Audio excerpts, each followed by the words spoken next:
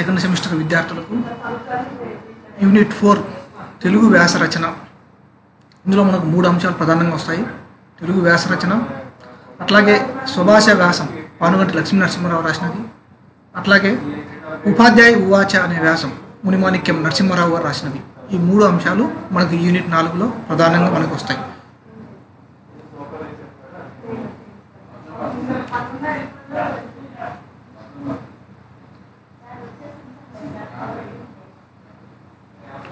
ఆంగ్ల సాహిత్య ప్రభావంతో తెలుగులో వచ్చిన సాహిత్య ప్రక్రియ వ్యాసం. సాహిత్యంలో వ్యాసానికి మూల పురుషుడు ఫ్రెంచ్ రచయిత మౌంటెన్గు అని చెప్తారు. తర్వాత కాలంలో బేకన్, మాథ్యూ ఆర్నాల్డ్ వంటి వారందరూ వ్యాస రచనలో ప్రముఖులుగా నిలిచారు. వీళ్ళంతా ఇంగ్లీష్ సాహిత్యంలో ఎక్కువగా వ్యాసాలు రాసి ప్రపంచవ్యాప్తంగా ప్రసిద్ధి చెందిన వ్యాస రచయితలు. మన తెలుగు సాహిత్యంలో కూడా ఉత్తమ వ్యాసాలు రాసిన రచయితలు అనేక మంది మనకి కనిపిస్తారు. సామినేని ముద్దు నరసింహనాయుడు, పరవస్తు రంగాచార్యులు, కందుకూరి వీరేశలింగం, కుర్చాడ అప్పారావు, పానుగంటి లక్ష్మీనరసింహారావు, కట్టమంచి రామలింగారెడ్డి, చల్లము, కొడవరెడ్డి కుటుంబరావు మొదలైన వారు ఎందరో మంది ముఖ్యులు మనకు కనిపిస్తూ ఉన్నారు.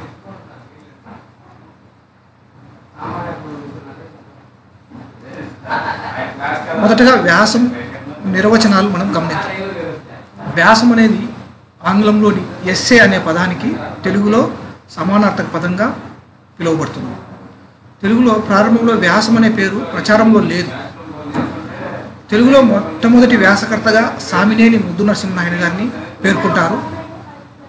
ఈయన రాసిన వ్యాసాలకు ఈయన ప్రమేయం అని పేరు పెట్టాడు. అట్లాగే పరవస్తు రంగాచార్యులు ఆయన కూడా వ్యాసాలు రాశాడు. అయితే ఆయన కూడా సంగ్రహము అనే పేరుతో వ్యాసాలు రాశాడు. అట్లాగే కందుకూరి వీరేశలింగం గారు రాసిన వ్యాసాలకు ఉపన్యాసము అనే పేరు పెట్టి ఉన్నారు. అంటే ప్రారంభంలో వ్యాసం అనే పదం మనకి లేదు.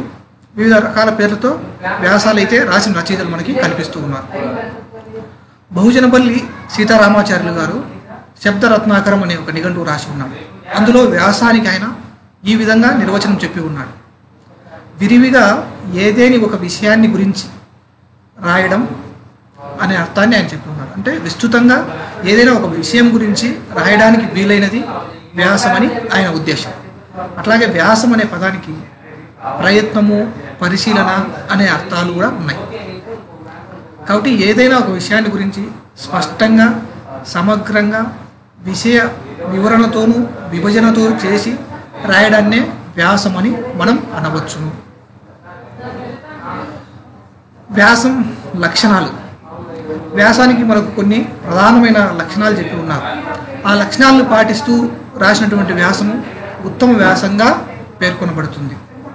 అందులో మొట్టమొదటి లక్షణం వ్యాసం సంగ్రహంగా ఉండాలి. వ్యాసం అనేది సుదీర్ఘంగా ఉండకుండా చాలా సంక్షిప్తంగాను, సంగ్రహంగాను, స్పష్టంగా ఉండాలి. అది మొట్టమొదటి లక్షణం. రెండవ లక్షణము విషయము సముచిత విభాగాలుగా ఉండాలి. వాటికి శీర్షికలు కూడా పెట్టాలి, అంటే సబ్ హెడ్డింగ్స్ పెట్టడం. తర్వాత మూడవ లక్షణము శీర్షికలు ఆకర్షణీయంగా ఉండాలి. చదివే పాఠకులు ఆకట్టుకునే విధంగా సబ్ హెడ్డింగ్స్ని పెట్టాలి. తర్వాత విషయం స్పష్టంగా ఉండాలి. వ్యాసం అంటానే మనకు ఏదైనా విషయాన్ని గురించి వివరంగా తెలిపేటటువంటిది కాబట్టి విషయం అనేది చాలా స్పష్టంగా ఉంటూ ఉండాలి. అది కూడా ఒక లక్షణం. తర్వాత వ్యాసము నియమితమైన పుటల్లోనే ఉండాలి. అంటే పేజెస్ పరిమితమైన పేజీలలో ఉండాలి. 4-5 పేజీల్లోనే ఒక వ్యాసం ఉంటే దాన్ని పాఠకులు సులభంగా చదవగలుగుతారు. అంతకుమించి సుదీర్ఘంగా ఉంటే పాఠకులకు విసుగు పుడుతుంది, చిరాకు కలుగుతుంది. తర్వాత 6వ లక్షణం భాష సరళంగా, సుందరంగా, సూటిగా ఉండాలి. అంటే వ్యాసంలో రాసేటువంటి భాష, లాంగ్వేజ్ అనేది చాలా సరళంగా ఉండే విధంగా చూసుకోవాలి. మన తెలుగు వ్యాసం ఆవిర్భావ వికాసాలు. తెలుగులో వ్యాసం మనకి 1860 సంవత్సరంలో ప్రారంభమైంది. తెలుగులో మొట్టమొదటి వ్యాసాన్ని సామినేని ముద్దు నరసింహనాయుడు గారు రాశారు. ఈయన తన వ్యాసాలన్నిటికీ ప్రమేయాలు అనే పేరు పెట్టి ఉన్నారు. తర్వాత ఈయన వ్యాసాలన్నింటినీ కలిపి హితసూచని అనే పేరుతో 1862లో ప్రచురించి ఉన్నారు. తర్వాత సామినేని ముద్దు నరసింహనాయుడు తర్వాత వ్యాసాలు రాసిన రచయిత పరవస్తు రంగాచార్యులు. ఈయన తన రచనలకు కూడా సంగ్రహాలు అనే పేరే పెట్టి ఉన్నారు. తర్వాత మూడవ వ్యాసకర్తగా తెలుగులో పేరు పొందిన వారు జిఆర్ సూరి. ఈయన 1875లో శ్రీ కళా కల్లోలిని అనే ఒక వ్యాస సంపుటిని కూడా ప్రచురించి ఉన్నారు. ఇంకా వీరి తర్వాత కందుకూరు వీరేశలింగం గారు చాలా విస్తృతంగా వ్యాసాలు రాశారు. పత్రికలలో కూడా ఎక్కువగా సంఘ సంస్కరణకు ఉద్దేశించి వ్యాసాలు రాసి ఉన్నారు. వీరు వ్యాసాన్ని ఉపన్యాసం అనే పేరుతో పిలిచారు. 1900 సంవత్సరం నుంచి వ్యాసం అనే పేరే వాడుకలోకి వచ్చింది. అంటే విస్తృతంగా వాడుకలోకి వచ్చిన పదంగా వ్యాసం అనే పదం మనకు 1900 సంవత్సరం నుంచి కనిపిస్తుంది. మొట్టమొదటిగా 1901లో పిఏ ప్రణతార్తి హరిశాన తన వ్యాస సంపుటికి వ్యాసమంజరి అనే పేరు పెట్టారు. తర్వాత గుర్జాడ మొదలైన కవులు రచయితలు తమ తమ రచనలకు వ్యాసాలు అనే పేరు పెట్టే విస్తృతంగా రాసి ఉన్నారు.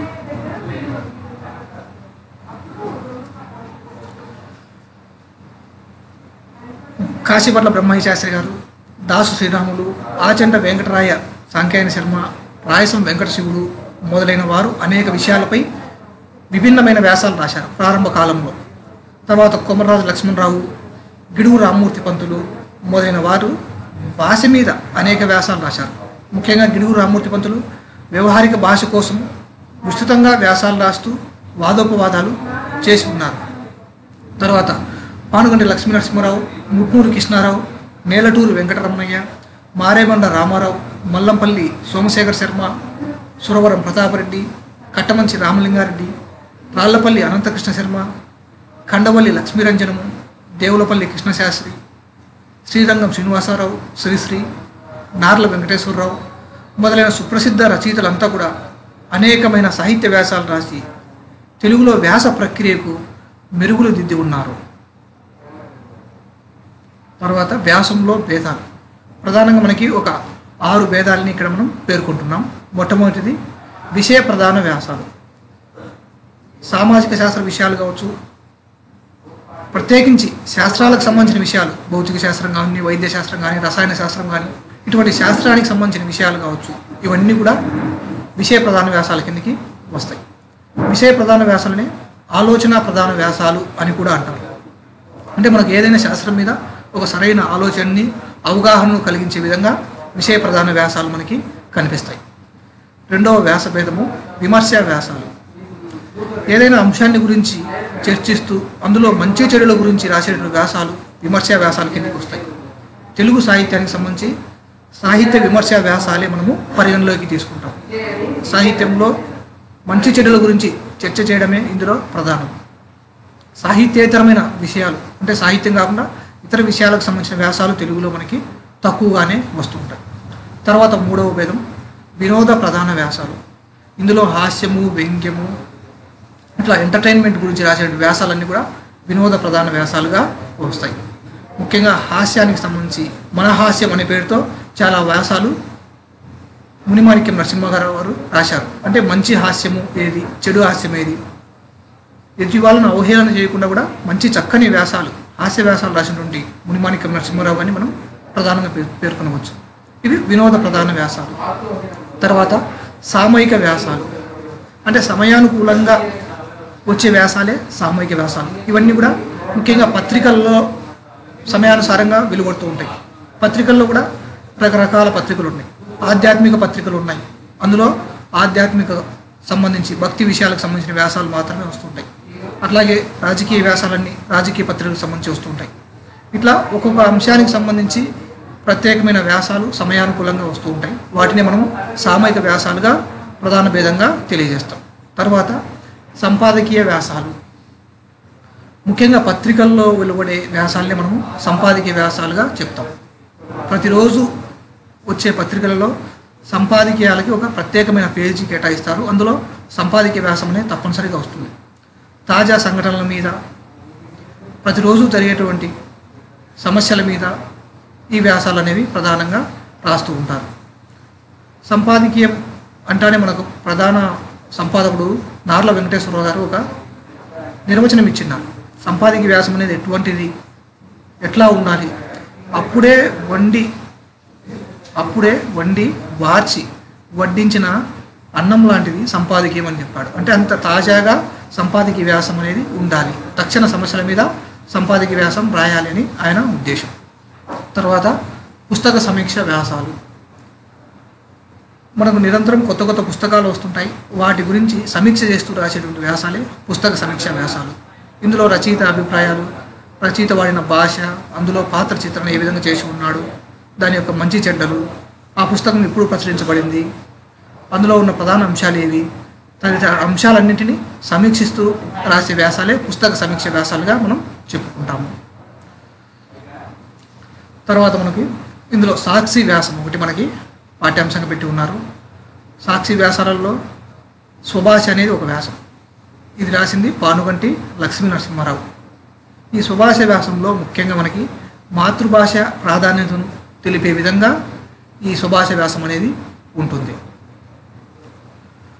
పానుగంటి లక్ష్మీ నరసింహారావు రాసిన సాక్షి వ్యాసంలో ఒకటే సుభాష. సాక్షి సంఘం అనేది ఒకటి ఉండేది. ఈ సాక్షి సంఘంలో ఒకడైన జంగాల శాస్త్రి గారు ఒకరోజు సంఘంలో స్వభాష గురించి ఉపన్యాసం చేసిన వ్యాసమే ఈ స్వభాష వ్యాసం. ఆంధ్ర బాలకులు అంటే విద్యార్థులు ఒక సమావేశాన్ని ఏర్పాటు చేసి దానికి అధ్యక్షునిగా ఒక న్యాయవాది అయిన శ్రోత్రియుణ్ణి ఆహ్వానించారు. అతడు ఆ సమావేశానికి వచ్చి ఆ సమావేశంలో అధ్యక్ష ఉపన్యాసం ప్రారంభించే ముందు ఈ విధంగా చెప్తాడు. అతడు తనకు తెలుగు రాదని ఆంగ్లంలో ఉపన్యాసం ప్రారంభిస్తానని చెప్తాడు. అక్కడనే ఆ సభలోనే ఉన్న జంగాల శాస్త్రి తాను తెలుగులోనే ఉపన్యాసం ఇస్తానని లేచి స్వభాష గురించి ఈ విధంగా ఉపన్యాసం చేస్తాడు. అదే స్వభాష వ్యాసం. స్వభాష అనగానే మనకి మన సొంత భాష, మన తల్లి భాష, మన భాష, మనకు సంబంధించిన భాష అనే అర్థాల్ని మనం చెప్పుకోవచ్చు. ఈ న్యాయవాది తనకు తెలుగు రాదనే దాని మీద చాలా ఆవేదనతో, ఒక ధర్మాగ్రహంతో జంగాల శాస్త్రి గారు ఉపన్యాసాన్ని ప్రారంభిస్తారు. న్యాయవాదిని పూర్తిగా విమర్శిస్తాడు. తెలుగువాడు తనకు తెలుగు రాదని చెప్పిన మాటలు నేను విన్నాను. ఆంధ్రదేశంలో పుట్టి పెరిగిన అధ్యక్షుల వారికి ఆంధ్రం రాకపోవటం అంటే ఏమిటో అర్థం కాదు. అంటే ఈ న్యాయవాది మన ఆంధ్ర ప్రాంతంలో పుట్టి ఉన్నాడు, పుట్టుకతోనే మనకు మాతృభాష అనేది వస్తుంది, కానీ ఆయన ఎందుకు రాదన్నాడో మనకి అర్థం కాదు అని ఈయన ప్రారంభిస్తాడు. అట్లాగే అతనిని ఆంధ్రంలో మాట్లాడకుండా చేసినది అతనికి తెలుగు పట్ల అనిష్టత, అసహ్యత. అంటే మనల్ని ఇంగ్లీష్ వారు పరిపాలించి ఉన్నారు కాబట్టి ఇంగ్లీష్ భాషా వ్యామోహం అనేది మనకి సహజంగానే వస్తుంది. ఇంగ్లీష్లో మాట్లాడితేనే గౌరవం అన్నట్లుగా, తెలుగులో మాట్లాడితే తక్కువ భావం అనేది అప్పట్లో ఉండేది. ఇంకా మాట్లాడడానికి తగిన భాష తెలుగు కాదని అతని అభిప్రాయం. ఇతర భాషలు మాతృభాషగా కలిగిన వారు తెలుగు భాష తగిన భాష కాదని అంటే అనవచ్చునేమో, కానీ తెలుగువాడైన ఒక వ్యక్తి ఆ విధంగా మాట్లాడము మాతృద్రోహంతో సమానము.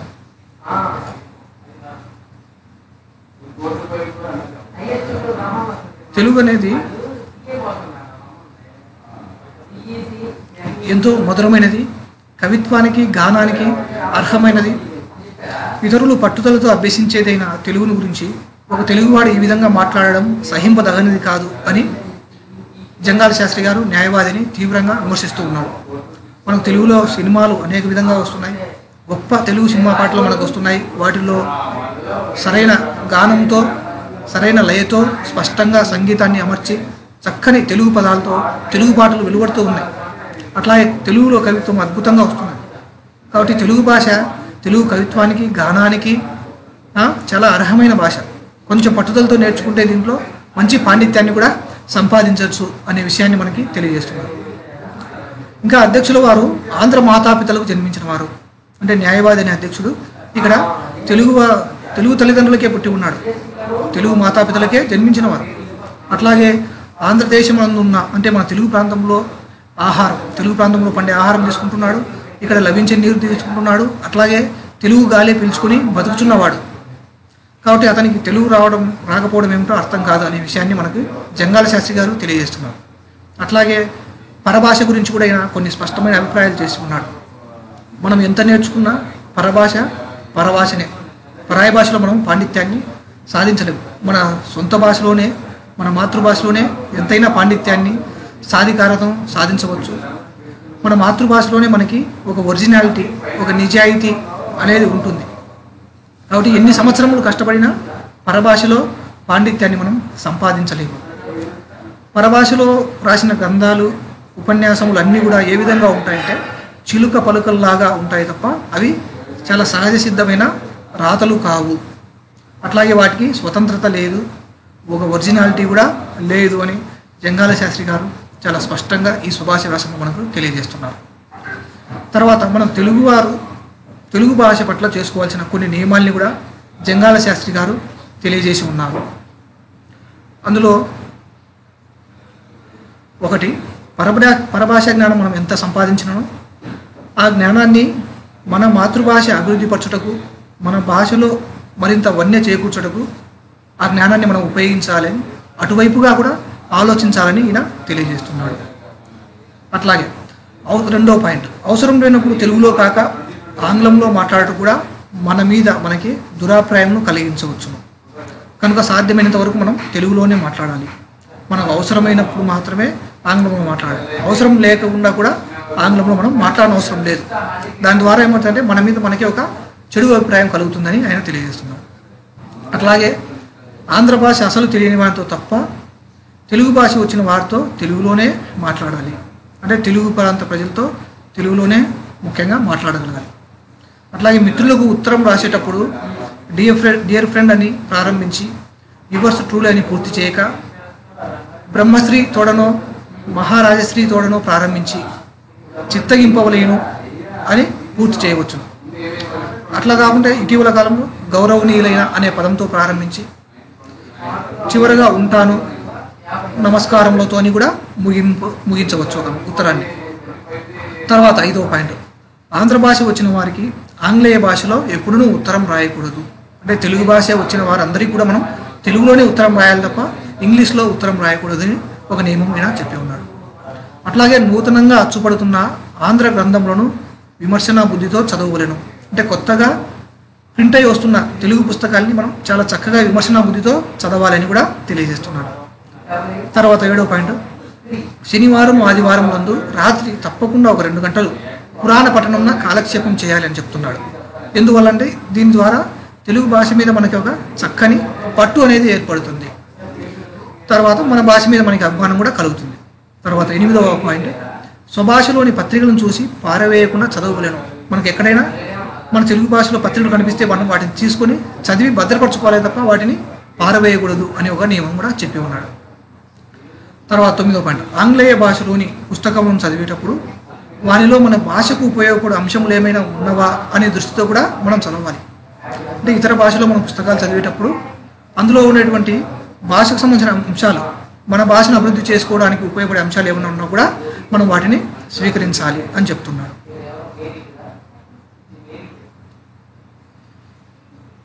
తర్వాత ఉపాధ్యాయ ఉవాచ వ్యాసం, ఇది మనకు మునిమాణిక్యం నరసింహారావు గారు రాసి ఉన్నారు. ఈయన తెలుగులో చక్కని హాస్యాన్ని పండించేటువంటి రచయిత. కాంతం కథలు అనే పేరుతో చక్కని హాస్య కథలు రాసి ఉన్నాడు. అట్లాగే మన హాస్యం పేరుతో వ్యాసాలు కూడా రాసి ఉన్నాడు.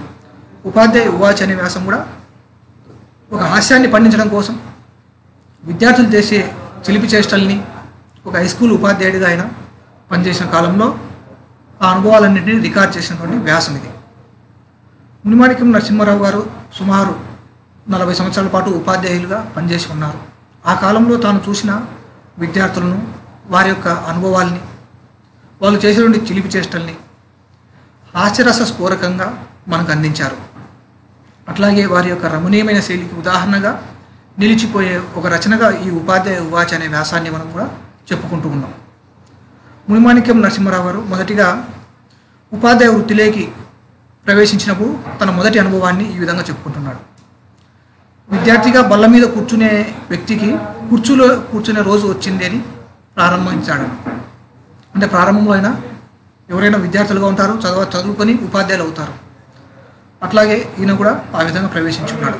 హుషారుగా బడికి బయలుదేరాలనుకున్నా ఏదో చెప్పలేని భయము, బిడియము, సిగ్గు ఆవహించేది. అంటే మొట్టమొదటి రోజు కాబట్టి సహజంగానే భయము, సిగ్గు, బిడియం అనేవి ప్రతి ఒక్కరిలో ప్రవేశిస్తాయి.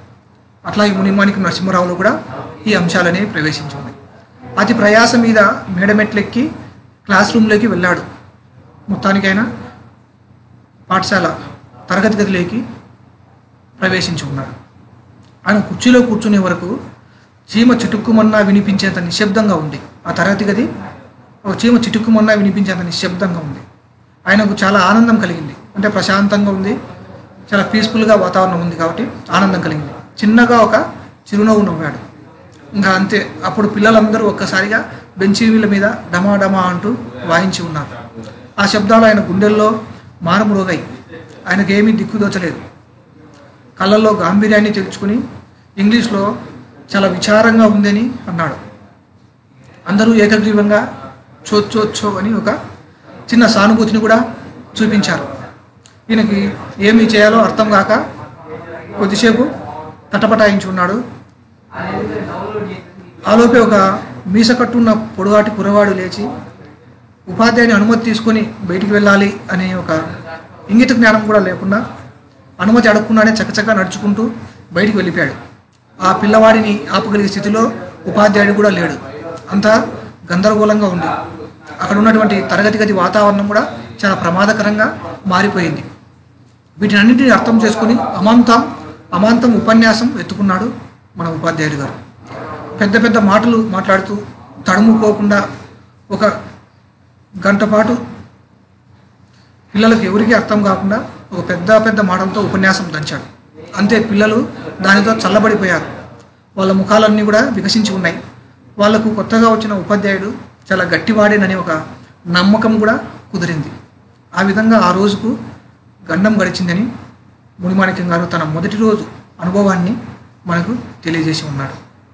అట్లాగే ఈ వ్యాసంలో మనకి ప్రధానంగా ఒక 4 అంశాలు చెప్తాడు. విద్యార్థులకు ఉన్న హక్కులు ఒకటి, సర్వనామాల గురించి మునిమాణిక్యం గారు చెప్పిన విశేషాలు ఒకటి, అట్లాగే ఉపాధ్యాయులపై పై అధికారుల ప్రవర్తన ఏ విధంగా ఉంటుంది, అట్లాగే ఉపాధ్యాయులకు ఇంటి దగ్గర భార్యాబిడ్డల నుండి ఎదురయ్యే సమస్యలు, ఈ అంశాలని కూడా మనకి ఈ వ్యాసంలో ప్రధానంగా చర్చించి ఉన్నాడు. విద్యార్థులకు ఉన్న హక్కుల్లో విద్యార్థులకు చాలా హాస్యంగా చెప్తాడు. విద్యార్థులు తమ పాఠశాలకు రాకపోయినా చూసి చూడనట్టు వదిలేయాలన్నట్టుగా, హాజరు విషయంలో కొంచెం సరళతరంగా పాటించాలని, అదేవిధంగా పరీక్షల్లో కాపీలు కొడుతున్న ఉపాధ్యాయులు చూసి చూడనట్టుగా పోవాలని, తమ తల్లిదండ్రులు పిల్లల గురించి అడిగితే మీ వాడికి ఏం బంగారం బాగా చదువుతారని, ఇట్లా ఆ నిజాలు చెప్పకుండా విద్యార్థులకు అనుకూలంగా చెప్పాలని, ఇవన్నీ విద్యార్థులు ఉన్న హక్కులుగా వాళ్ళు తెలియజేస్తారు. అట్లాగే ఉపాధ్యాయులకు విద్యార్థులు కొంతమంది సర్వనామాలు కూడా పెడుతూ ఉంటారు. ఇందులో పాఠం చెప్పే ఒక ఉపాధ్యాయునికి చిట్టిగారే అనే ఒక సర్వనామాన్ని ప్రయోగిస్తాడు. పేరుకు బదులు ఈ చిట్టిగారి అనే పదం వాడితే సరిపోతుంది కదా మాస్టారు, చిట్టిగారి అనేది సర్వనామం అవుతుంది కదా అని ఆ విద్యార్థి పదే ఆ పదాన్ని సర్వనామంగా ఉపయోగిస్తూ ఉంటాడు. అంటే ఆ ఉపాధ్యాయుడికి చిట్టిగారి అనే పదమే సర్వనామంగా మారిపోతూ ఉంటుంది. అట్లాగే నల్లగా ఉంటే కాటుకాయని, ఎర్రగా ఉంటే దొండపండని, ఒంటి కన్ను వాడైతే శుక్రాచార్యుడని, ఇట్లా రకరకాల సర్వనామాలు ఉపాధ్యాయులకు ఈ విద్యార్థులు పెడుతుంటారు. సుబ్బారావును డబ్బారావు అని, బాజా, ఇట్లా రకరకాల పేర్లతో మనకి పిలుస్తూ ఉంటారు. తర్వాత ఉపాధ్యాయుల పట్ల పై అధికారుల యొక్క ప్రవర్తన. పాఠశాలకు ఒక కమిటీ ఉంటుంది, అందులో ప్రెసిడెంటు ఇంకా తల్లిదండ్రులు అందులో మెంబర్స్గా ఉంటారు. అప్పుడప్పుడు పాఠశాలను పర్యవేక్షిస్తుంటారు. అట్లా ఒకసారి ప్రెసిడెంట్ గారు పాఠశాలకు వస్తారు. ఒక సైన్స్ గదిలోకి ప్రవేశిస్తాడు. ఆ సైన్స్ గదిలో ఒక మూలగా పడి ఉన్నటువంటి పగిలిపోయిన గాజుబుళ్ళను చూస్తాడు. ఇవేమిటా ఇట్లా పగిలిపోయి ఉన్నాయి, ఎవరు పగలగొట్టారు అని చాలా ఆగ్రహంతో ఉపాధ్యాయుని అడుగుతాడు. పిల్లలు ప్రయోగాలు చేస్తున్నప్పుడు, అంటే ప్రాక్టికల్ చేస్తున్నప్పుడు పగిలిపోయే మాస్టర్ అని చాలా సహజంగా సమాధానం చెప్తాడు.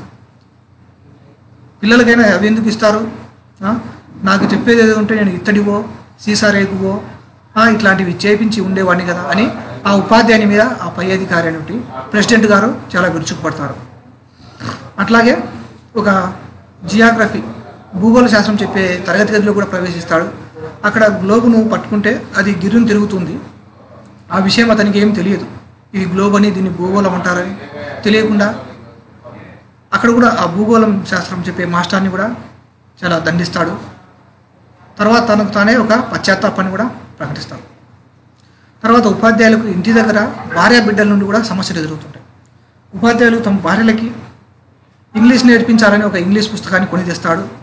ఆ పుస్తకాన్ని ఆమె ఒక చారు గిన్నె మీద మూతగా ఉపయోగిస్తూ ఉంటుంది. తర్వాత అతనికి ఇంగ్లీష్ నేర్పించాలని ఇంట్లో వాళ్ళకి ఎంతో ఆసక్తి ఉంటే కూడా ఆమె చీరల గురించి నిద్రపోవడము, నటించడం ఇట్లా చేస్తుంటే విరక్తి పుట్టి వీళ్ళకు నేర్పించడం అవసరం లేదనేసి విరమించుకుంటాడు. కొన్ని చిన్నపిల్లలకైనా తమ బిడ్డలకి కూడా పాఠాలు చెప్పాలని ప్రారంభిస్తాడు. ముఖ్యంగా లెక్కల గురించి చిన్న చిన్న ప్రశ్నలు అడుగుతాడు. ఒక ఉపాధ్యాయుడు తన కుమార్తెకు ఈ విధంగా ఒక లెక్క ఇచ్చి సమాధానం చెప్పమంటున్నాడు.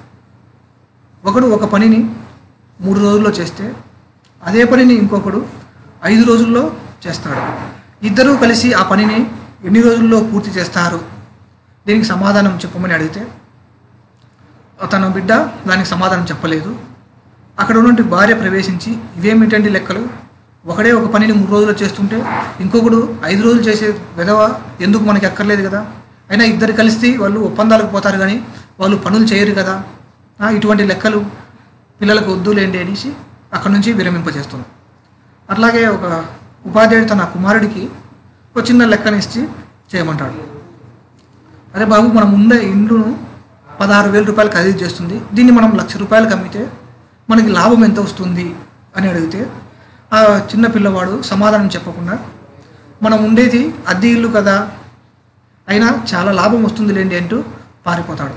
ఇట్లా పిల్లలకు ఇంట్లోనే చెప్పడం చాలా దండగనేసి ఇంట గెలిచి రచ్చ గెలువు అనే సామెత ఉపాధ్యాయుల విషయంలో పనిచేయదనే విషయాన్ని మనకు ఈ ఉపాధ్యాయు ఉవాచ అనే వ్యాసంలో తెలియజేస్తాడు. ఈ విధంగా మనకు ఈ 3 అంశాలు, తెలుగు వ్యాస రచన, స్వభాష వ్యాసము, ఉపాధ్యాయ ఉవాచ, ఈ 3 అంశాలు చాలా ముఖ్యమైనవి. ధన్యవాదాలు.